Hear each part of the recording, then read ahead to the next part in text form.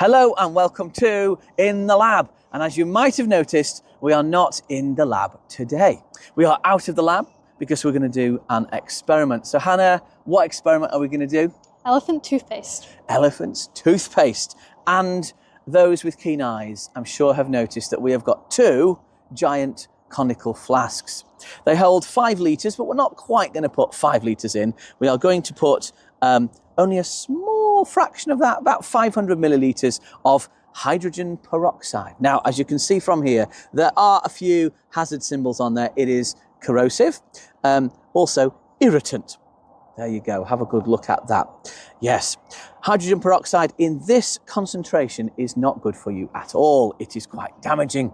It would definitely bleach your hair a white colour if you got it on your hair. So we're not going to do that. But we are going to put it in there. Now, Hannah, would you like to carefully pour that into there?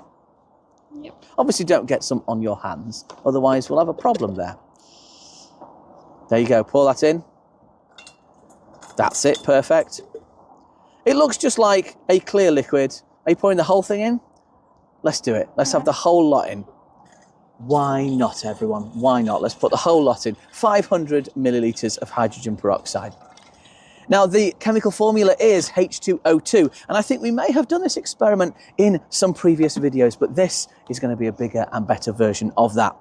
Now, the H2O2 is going to break down if we add a catalyst. Hannah, do you know what a catalyst is?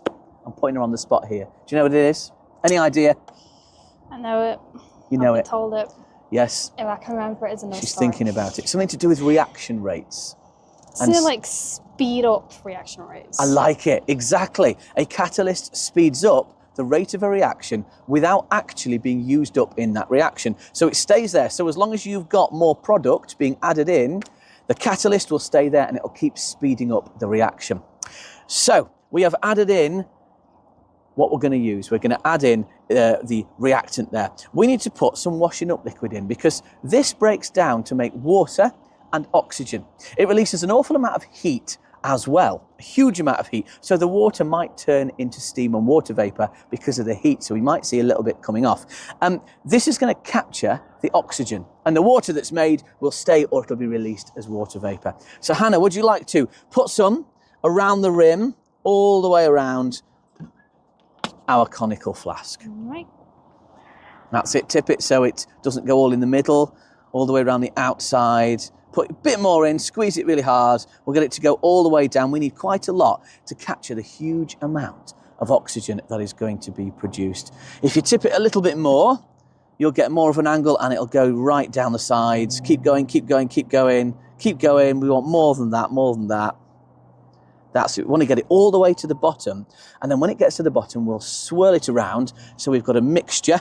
It's all right if a little bit is going right in the middle. We do want some there as well. That's it. Keep going, keep going, keep going.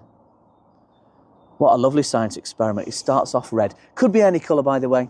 If you ever get to do this at home or in school, more likely, you can use any colour of washing up liquid. That's good. I think we've got about enough there. Probably enough. So I'm now going to give it a good swirl. I'm going to mix it up, the stuff that we've got at the bottom. And that means that as soon as the oxygen is made, it will be captured. And as it goes up the sides, it will also be captured in the washing up liquid.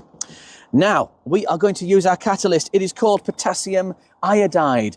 It's actually used as a heart medicine. But we haven't got bad hearts and we don't need any medicine. Well, some of us might do for something. I don't know. No comment. No comment. But let's have a look. Let's have a look. We're going to add some of this, and I'm going to do this just in case it goes wrong. I'm going to keep Hannah safe. She's already stepping back, but don't worry, it's not going to go wrong. So I'll put it in there, and we will see what happens when it breaks down. It might be fast, it might be slow. We'll see. This is in powder form. Later on, we're going to try it in liquid form to see what works better. So, would you like to hold that and keep it out of the way so it remains uncontaminated? Thank you very much. Here we go, let's put it in and see what we get. Just going to get some right to the edge of here and scrape it in, and then I'm going to get out the way. Tip it in and off we go. Oh, it started off fairly slow. It's getting a little bit faster. Excellent stuff. Scrape it in, and then I'm going to get out the way. Tip it in and off we go. Oh, it started off fairly slow. It's getting a little bit faster. Excellent stuff. You can see the water vapour being released and the oxygen is being caught in those bubbles. H2O2 is making O2 and H2O. So look at that. It's still going, and it's going to keep going until all of our reactant is totally used up. The catalyst may still be there, but the reactant is gone. It's turned into two different products. Now it's safe to go a bit closer. I can actually put my hands around this and I can feel the heat on my hands because it's producing an awful lot of heat. It's an exothermic reaction, producing a lot of heat. If the surroundings got cold, it would be endothermic, but it's producing, releasing a lot of heat. That's lovely and warm there. Do you want to feel it? It's nice and warm. If you can't feel much heat, you can touch the glass carefully and it's quite warm there. Feel that? Yes, it's releasing a lot of heat, even hotter at the bottom where the reaction is taking place. Yeah. Now you might see that the wind is going to take away our products. And while that's happening, let's do our next one. So Hannah, would you like to do the honours and put in another 500 millilitres of hydrogen peroxide? While she's doing that, remember, this time our catalyst is in liquid form. I took the powder, the white powder that you saw me put in, and I just dissolved a lot of it into water. Well, I wonder what is going to be better at speeding up the reaction. Is it a catalyst in powder form or a catalyst in liquid form? Well, we're going to find out. You know what to do with the washing up liquid? Yep. Here we go.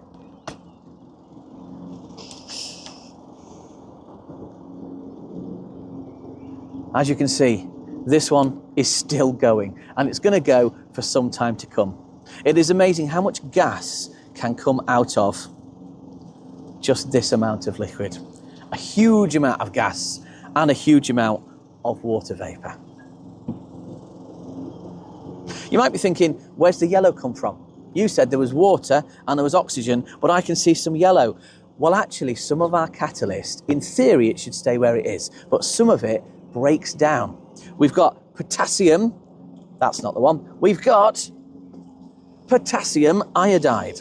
So it actually, with enough heat, it can break down to release iodine. And iodine is this kind of yellowy browny colour until it reacts with other things. So we have got a little bit of iodine there, but we've still got some catalyst left at the bottom. Now, are we finished here? Yep. You've done a good job. Let's do the usual swirling around to make sure it's nice and mixed in. Now, this could be faster, it could be slower. So I'm going to tip in our solution and we're going to move back very quickly. Here we go. Let's see what happens. Oh, it seems to be slightly slower to begin with, but now it's getting to the top and off it goes. Now that's had a slightly different effect, hasn't it? It seems to be speeding up. It's definitely going faster than that one. Here we go, let's see what happens.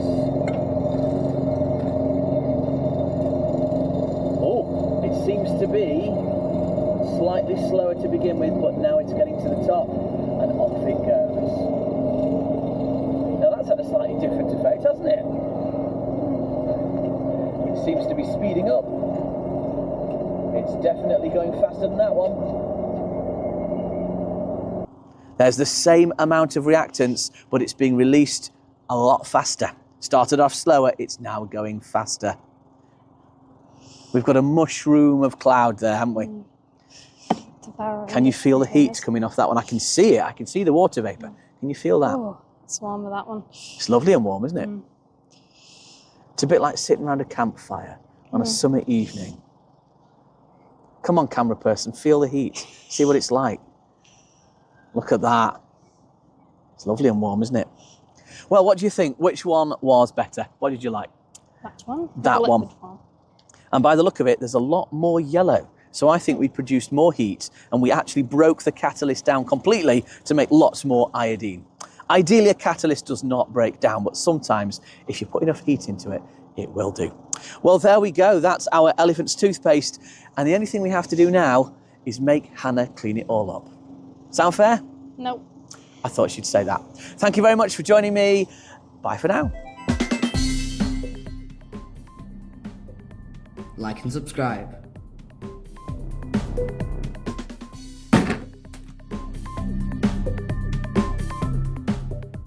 Like and subscribe.